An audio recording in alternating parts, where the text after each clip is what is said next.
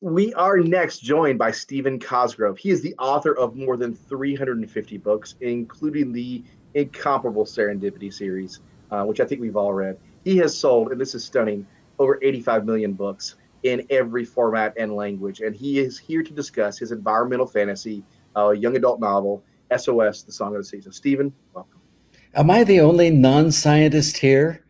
With the two of us, we are holding down that front, right? Yeah, but you passed biology. I didn't. Well, But I think the thing that's intriguing is that as I went through high school and went through early parts of college and didn't know I was going to become a writer, everything that I learned about science is allows me to reflect that in fantasy, which allows me to throw an emphasis on the need for change and by doing it in a fantastical fashion.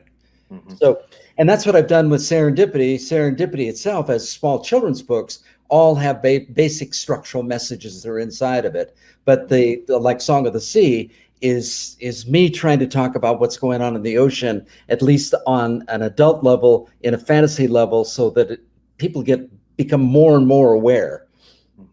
Well, man, I think that's what fiction allows us to do. I think of books like The Jungle or The Grapes of Wrath. I mean, that's how we change as a society.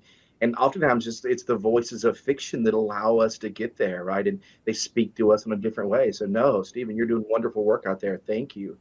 Well, my, Um, my thing was that I wanted to really involve the fact that so much was going on in the environment, and to really go to those people, to write to those people that aren't true scientists and don't follow science, but are interested in some sort of fantastical story that, and we can imprint them, we can move them in the right direction, so they become aware of what everybody else is supposed to be doing and how they're going to clean up this environment and this mess that we've created.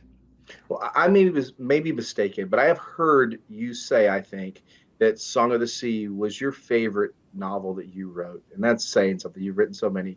What inspired you to write the story?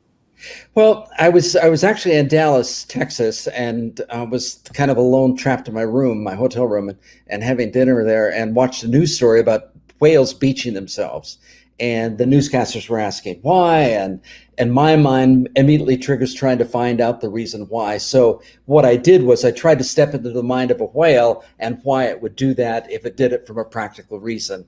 And the story began to evolve there. And it took me, quite a few years, at least with enough research that a lot of it is based on fact, but then trying to meld everybody into the mind of a whale, what it's like to be, what we look at everything from our perspective, but we ignore the fact that there are dolphins and whales out there, and they really are sentient, they really do think. And so I tried to give them voice. It was a tough book to write because I really had to immerse the reading public in that kind of mindset so that they could begin to think like a whale.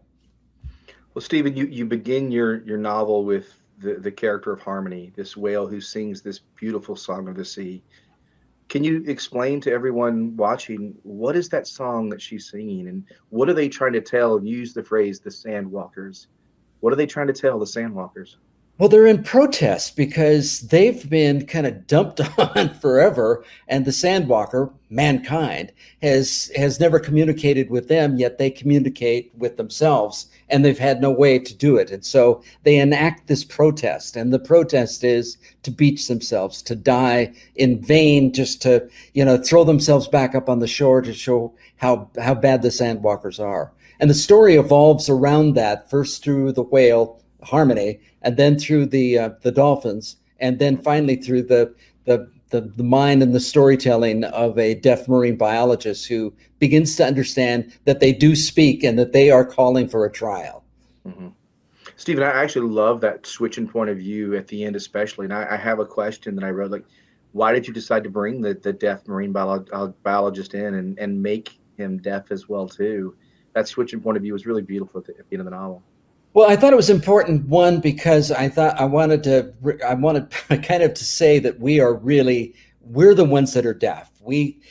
We're not listening, and really, if you are around people that are sometimes centrally unaware or muted in their lives, like deaf, uh, they really learn to communicate in different ways. And so she was able to really feel the language as they talked and the vibrations of the sea, and began to realize there was a pattern to it and there was a language to it, and they were calling for something pretty mammoth.